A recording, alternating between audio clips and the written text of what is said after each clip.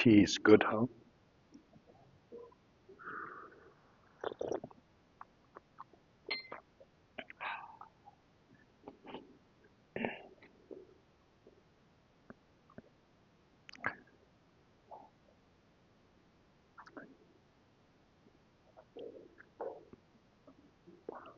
You know, it's so unique, huh? I think butter tea, see? It's the Tibetans the only one who drink butter tea. I don't think anybody else does, you know.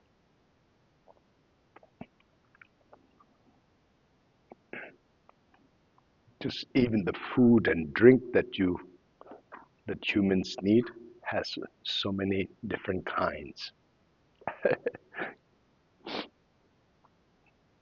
Yeah. Butter will give you energy. I think it really does, you know.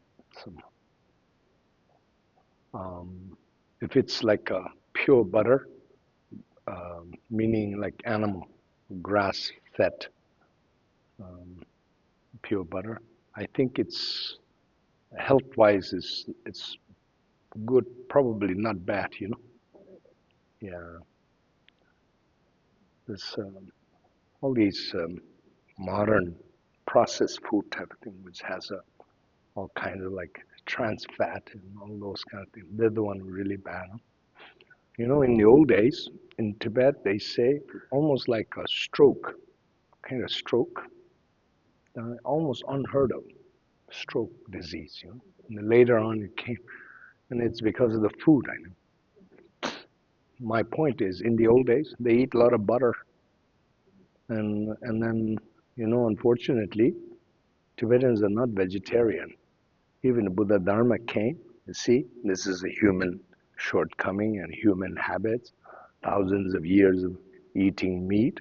Buddha Dharma could not even stop that. You see, people still eat meat. My point is, Tibetans who eat meat, and this old-fashioned is like big meat, cook and eat, and then they love eating fat.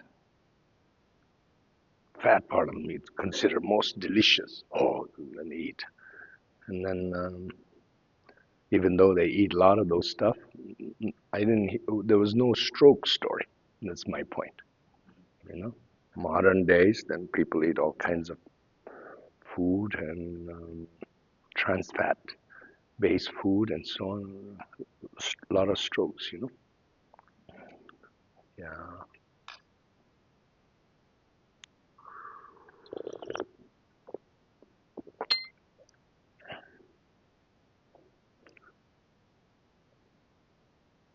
yeah. I remember uh, when our Tibetan teachers came to Europe and North America, and they still love to eat that fat part of the meat, you know. And Europeans and Americans would say, "Oh, don't eat, that's not good for you." You know, those teachers around, they're like 50 years old around that age. So I've been eating this whole my life. That was their argument, you know, and my health is okay. And they didn't realize that, you know, um, modern day research show fat builds up in your artery and it gets clogged, and then that's it. You're gonna have a heart attack, you know. Yeah, things like didn't understand. But apparently in Tibet, I don't know about heart attack, but they didn't have a stroke. This, you know, like people are paralyzed, things that kind of thing. And it's mainly caused by these. Yeah, stroke is caused by some kind of like food-related thing. A lot of it is. Yeah, Coca-Cola maybe.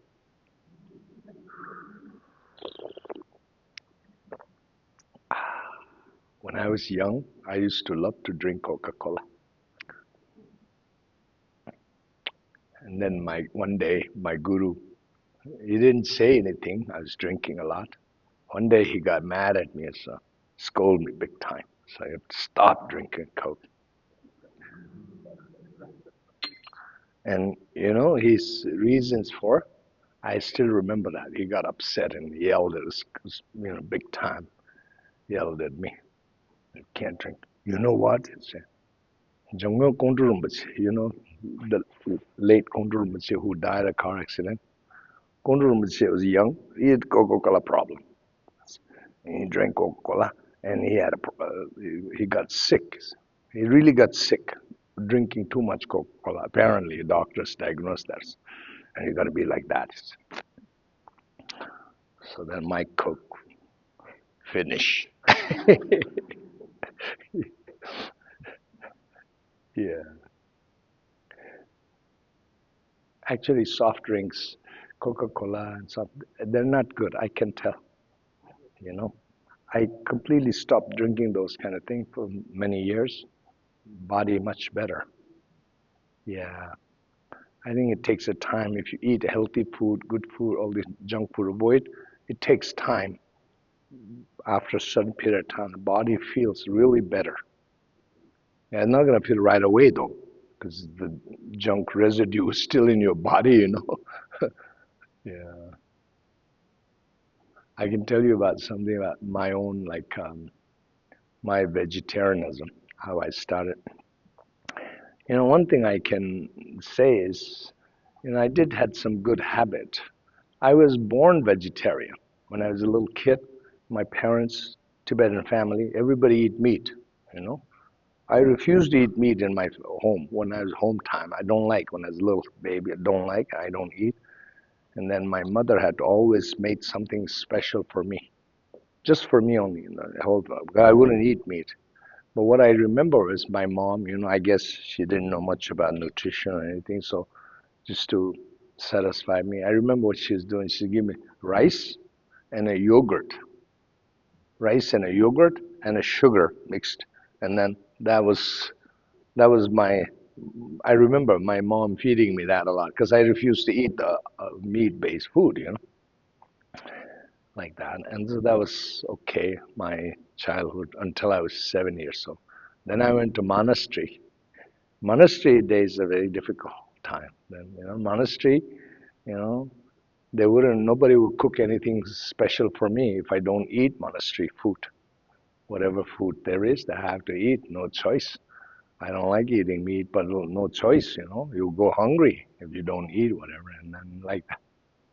So then, guess what? I became a meat eater in Buddhist monastery. How does that sound like? Because those days. Today, our monastery, luckily, things have changed for good. Actually, monasteries all become vegetarian now. In those days, kind of was like that, you know. Yeah. Then, as an adult, I tried to be vegetarian. I didn't have any serious commitment. I tried to avoid eating meat as much as I can. In our 3-year retreat, we didn't eat meat, and then after retreat, then it was kind of again, kind of back and forth, a little bit of meat here, a little trying. But I always trying to avoid eating meat as much as I could. I wasn't a pure vegetarian like that.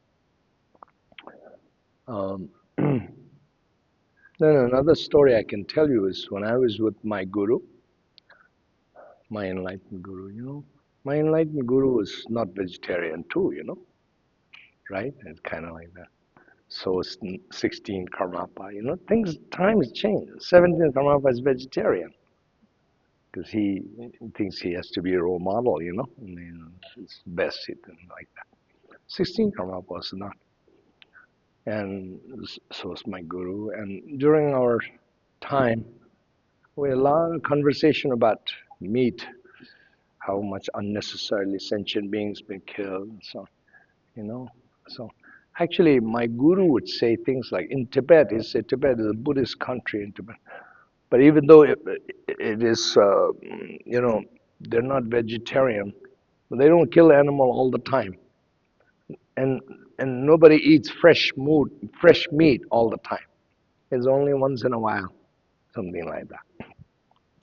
And so they had dry meat, and then they can eat a little bit of dry meat. And I guess they don't have a lot of meat, but they have meats, but they don't have a lot of meats. And then no fresh meat all the time, and here fresh meat all the time. Not only that, it's so many sentient beings in one meal. If you're a meat eater, if you go to a nice restaurant or something, you'll have like so many sentient beings. You'll have beef, chicken, pork, shrimp, fish, lobster, crab, mussel, um, all kinds of things, in a single meal like that. So much karma unnecessary, right? And at one point,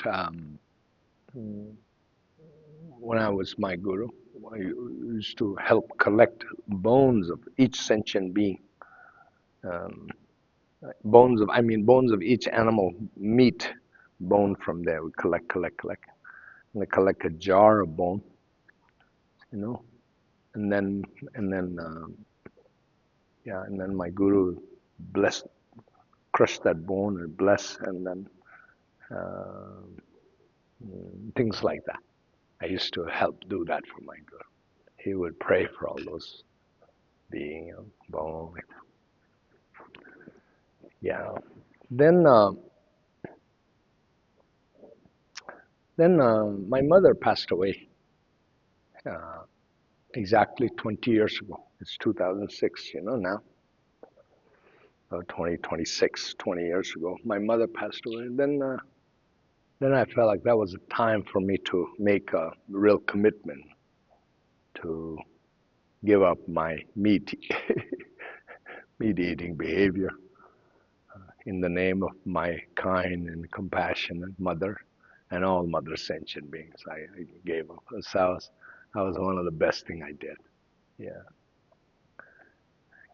Prior to that, as a Buddhist teacher, I've teach about love, compassion, and then eat meat, you know, and then you feel hypocritical. So it's difficult. And then I was also attacked by people. Oh, you eat meat, Buddhist, this, that, then almost defenseless. What can you say, Yeah, like that. And then I was feeling I'm not representing properly. So then, when 20 years ago, that was one of the best thing I did, and so I'm happy. Yeah. And one of the reasons why I'm mentioning this story is because of, you remember all this junk food and Coca-Cola and out of your system thing. So I can tell from my own craving. Meat, I'm completely convinced now that I am a long-time vegetarian and ex-meat eater too myself, you see. It's it's just a bad habit. Addiction to a taste. Meat taste, that's like a acquired taste. Like an alcohol. Alcohol doesn't taste good. People, if you never drank, you drink one time, it tastes disgusting. But then somehow people convince themselves to drink. It's strange, I find. How did they become? It doesn't taste good. How did they become addicted to something that's not good? You know, Interesting like that. Then after addiction is there, then you can't stop, right? Me, the same thing. Addiction. I'm completely convinced it's an addiction to a taste.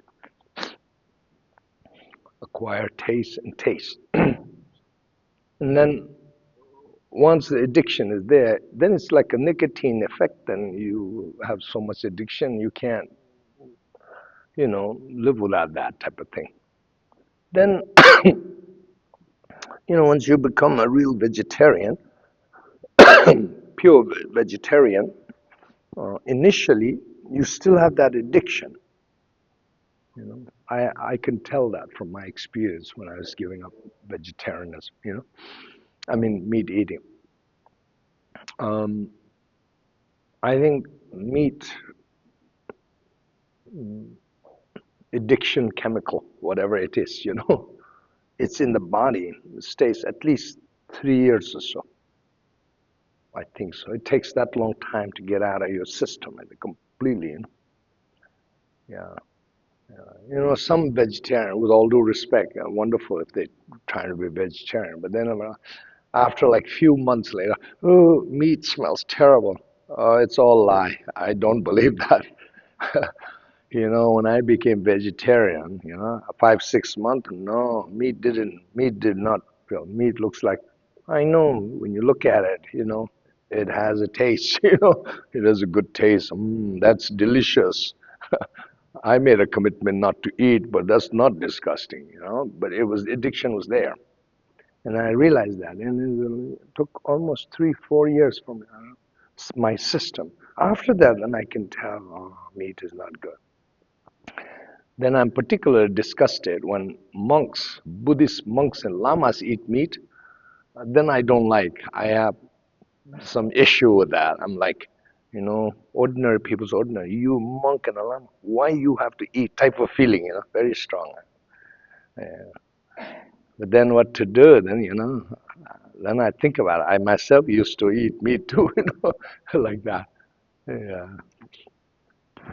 But there's a real positive trend now. All Tibetan Buddhist monks, all monasteries, vegetarian, things like. Can you believe it used to be not Buddhist monks, monasteries, not vegetarian? You know, what a contradiction. Buddha Dharma. Essential teaching of Buddha Dharma is abstaining from harming other sentient being. Yeah. But I have to tell you this that you know, as unfortunate it is meat eating and so on, but if you're a sincere Dharma practitioner, meat eating alone doesn't have to be obstacle. See? Doesn't have to be obstacle to your path. You eat meat, now you finish. You cannot make any spiritual progress type of thing. It's not had to be. So you know what that means? That means meat eating is very minimum karma. Bigger karma is from all kinds of horrible, horrific things that you've done in the past. Those are far more powerful karma than just meat eating alone. That's what it tells us. See? Yeah. And because of that, I think Lord Buddha, in Hinayana path, lesser vehicle path, or politically correct term, Theravada path, Buddha didn't. Buddha gave actually permission for monks to eat whatever people offer. He didn't say eat meat, but he didn't. He said, whatever people offer you, you can eat, as long as you know if the meat is not killed purposely to feed you. Yeah, as long as you know that, um, and it's called in Theravada. There's one sutra called Sutra Do Minlung in Tibet. In that sutra, Buddha gave kind of permission. It's called um, offering meat, food, offering meat to you. If you're, go out for alms as a Buddhist monk, right? Then offering food with meat, if it's free from three conditions, this is the thing. It's called three conditions. Three conditions are the meat, the animal being offered to you, the meat is not from animal that you know was purposely slaughtered just to feed you. You have you you saw it with your own eyes, or uh, you heard it from somebody. Oh, it was just killed. Or you have a little doubt. Oh, they did that. Those are three conditions. You either saw it, you heard it, or you have a doubt. And if it's free from these three conditions, then Buddha said, okay. Yeah.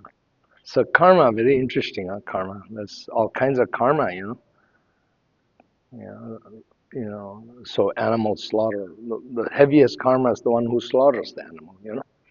Then it's then after that karma is also shared by others who partake in it, meaning from slaughterhouse to wholesaler to retailer to customer.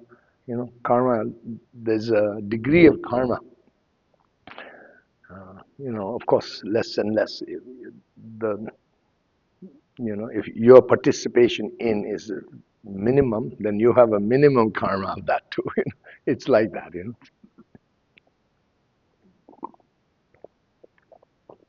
Very complicated, samsara, pain, suffering, so difficult.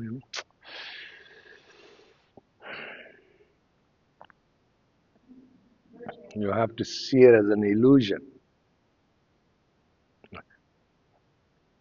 What? You want to ask a question?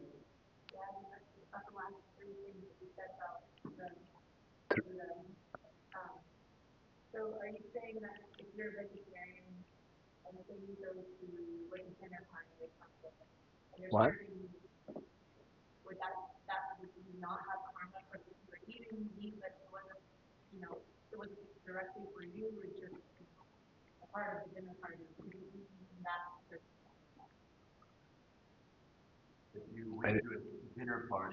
Uh, oh. If you're a vegetarian, say? If they serve dinner?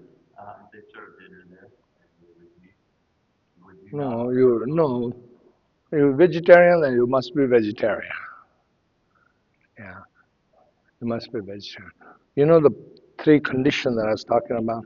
This is only in Hinayana tradition. Buddha actually didn't give permission in Mahayana tradition. There's a great vehicle. Now, Bodhisattvayana. Bodhisattvayana. See? Principle, Bodhisattvayana, is great compassion. And so in this path, Buddha extremely prohibit people from eating meat. Not only that, he said, those who eat meat are not my followers, even. He used a word like that in Mahayana teaching. And you can only say, maybe in Vajrayana teaching, there is a possibility of transformation. This is where this Vajrayana thing comes in. An enlightened being can really transform. Not only that, can benefit the sentient being too. Yeah, like that. For instance, I mentioned to you all many times, like my enlightened guru, really enlightened being, has infinite compassion, for all. And those animals' meat that my guru eat, I always think like how lucky those animals are. Literally, absolutely believe in this myself, like wow, they're lucky. Like that. So animal will benefit. There's nothing much you can do. I'll tell you another story. 17 Karmapa became a vegetarian. You know, I noticed that right around the same time as I became vegetarian, 17 Karmapa became vegetarian, right around 2000, year 2006. I remember I became vegetarian. Soon after that, I hear Karmapa has become vegetarian. Because there is the same kind of situation. Karmapa is a great leader, Dharma leader, right? So many meat talks, so many this, that, and Karmapa finally realized that, he needs to set a great example for everybody. So he decided to be vegetarian. And then, you know what? Taisada Rinpoche is not vegetarian. He was like that, grew up, and then he didn't choose to be vegetarian. And so he's just still. And then after Karmapa became vegetarian, I met Taisada Rinpoche one time. And Taisada Rinpoche said, oh, you vegetarian? Yes, I am. I said, Karmapa vegetarian too, he said, Taisada Rinpoche. And then Taisada Rinpoche he said, I told Karmapa, uh, Your Holiness, now you become vegetarian. Now all those meat that you used to eat, now they will all be eaten by all the Indian truck drivers, he said. He told Karmapa, now you don't eat, they're not going to benefit. They'll be eaten by those truck drivers. This is kind of like jokingly say, but there's something like that. You know, say like, if I were a poor animal, you know,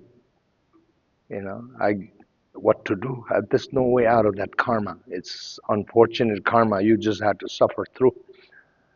you know. If I was a poor animal, one way or another, I'd suffer. And then I might get slaughtered, killed, right? Rather than I've been viciously killed and my body's eaten by some, you know, ferocious people or animal, whatever, If Karmapa and my guru eat, how lucky I'll be, right? I really feel that way. This is the thing. I would be so happy if Karmapa ate my dead body, right? Then I would benefit from that. It's really like that. There's an interesting thing. In Tantric Buddhism, Tantric time is, but okay. Tantric Buddhist practice has a very unique ceremony called feast offering. Okay? Feast offering, in English translation, it's a feast offering, but it's actually called chok in Tibetan. In Sanskrit, it's called Gana Chakra. Gana Chakra. Chok means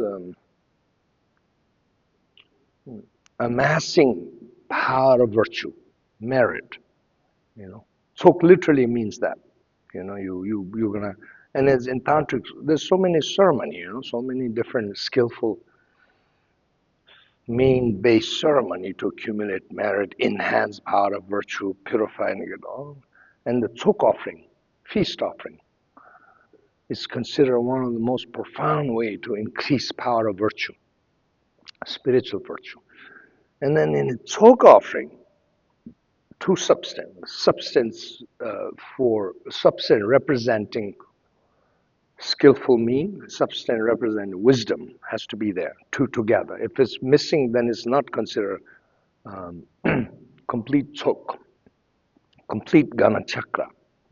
Very important part of ceremony. Then, and as far as substance-wise, that has to be there. Then prayer, mantra, visualization, ceremony, all together. Then you can enhance. You can enhance power of virtue from small little thing to huge like that, thing. So supreme substance for representation of skillful means is meat. Supreme substance, it's meat.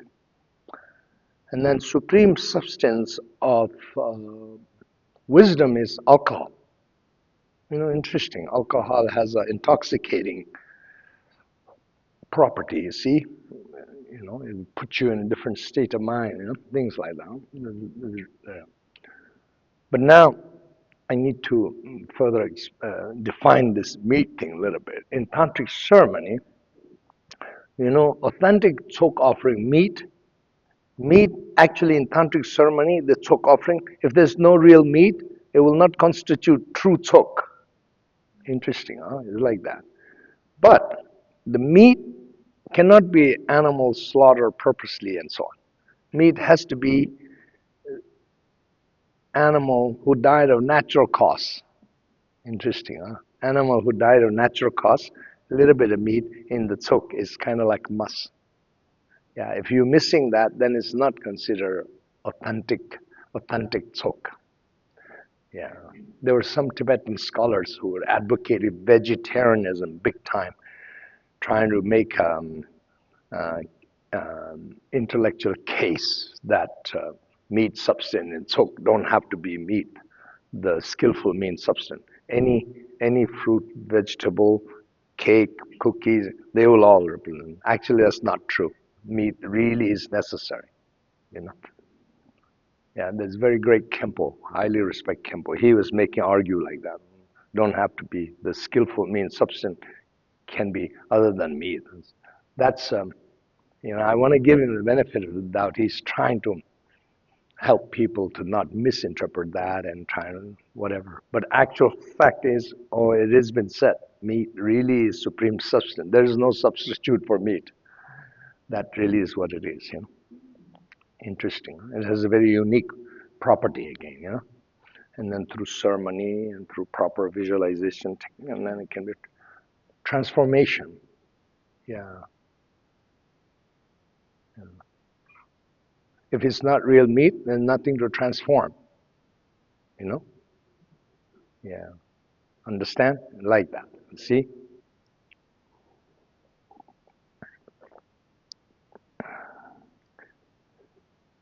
Yeah.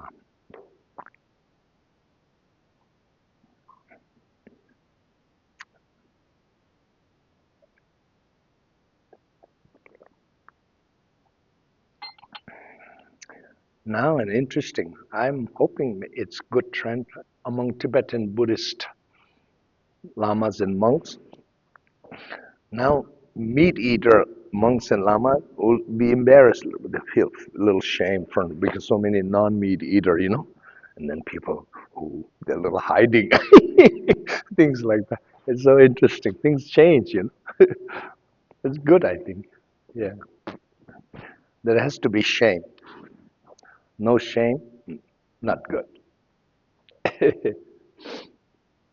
Shame, humility, and I'm shame of myself. I'm embarrassed. These are actually in positive quality. Lack of these is to have no shame is negative quality. Some people take pride, but nothing to take pride. It's a negative quality. You know, yeah. Virtuous quality versus non-virtuous quality. It really is like, yeah.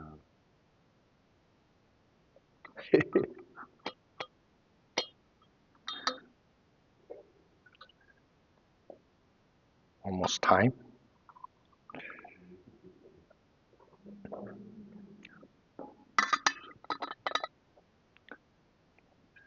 Huh? No, you can keep going. Like, Huh? we're enjoying the teaching. Yeah. Yeah. Shame and embarrassment and humility and, empathy and sympathy. These are all virtuous quality. You see, one of the things with all these war and so on, these guys who are like watching, the complete lack of empathy. They don't have feeling for other people's feeling, just themselves. Too self-centered, too arrogant, no empathy.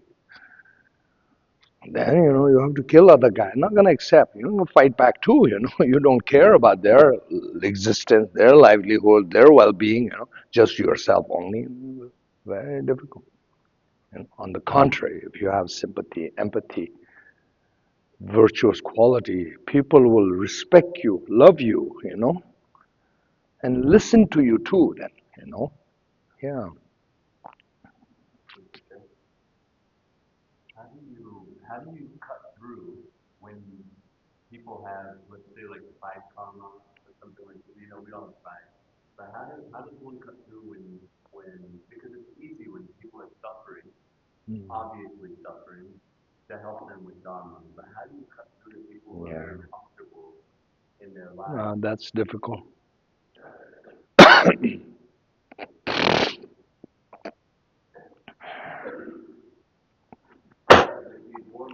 It's very difficult in that's difficult. Your direct influence is very difficult. If you're a sincere Dharma practitioner, you just pray for them. Um, and then if you do have some influence, you still have difficulty, complete influence, but you could influence a little bit positively and so on. But immediate change is very difficult. Unless you have a great compassion.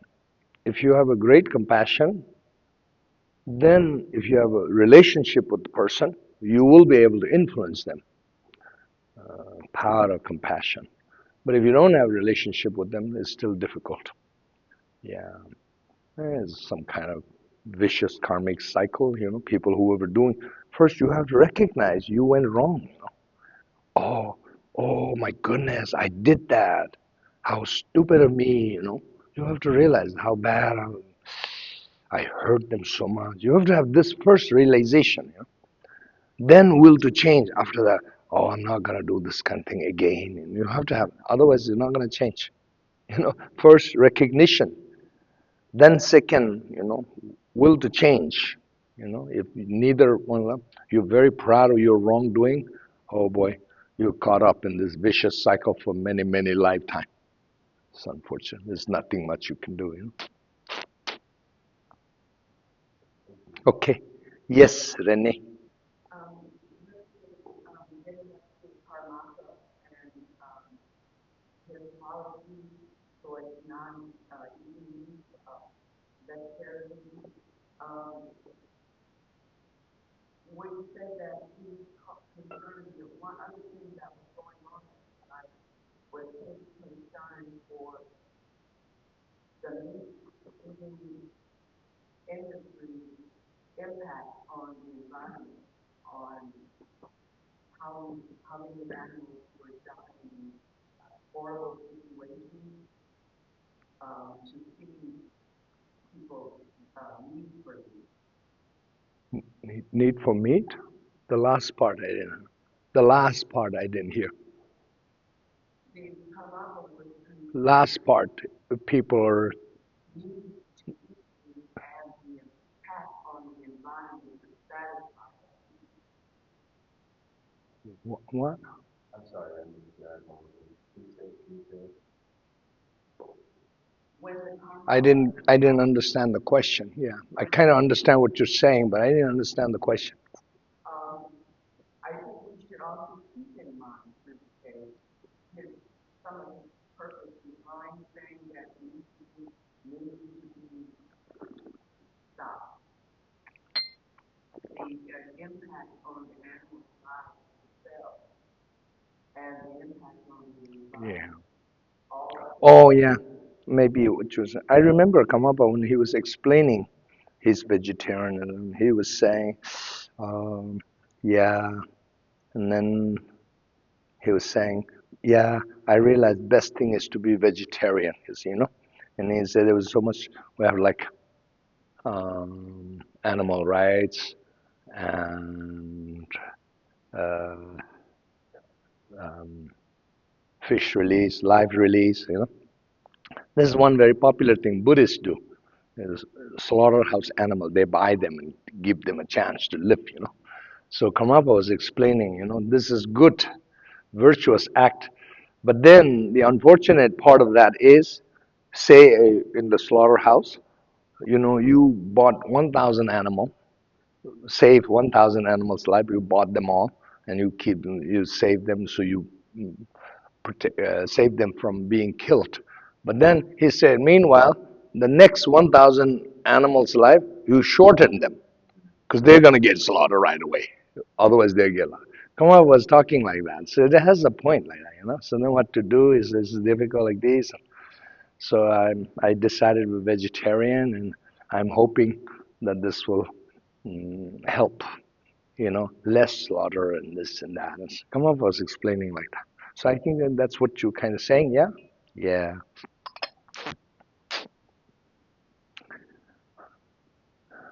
Just a few of us only become vegetarian, not going to have so much impact. But if a huge percentage of the people in Earth is vegetarian, it will have a real impact, I think. Yeah. Okay, we have to start now.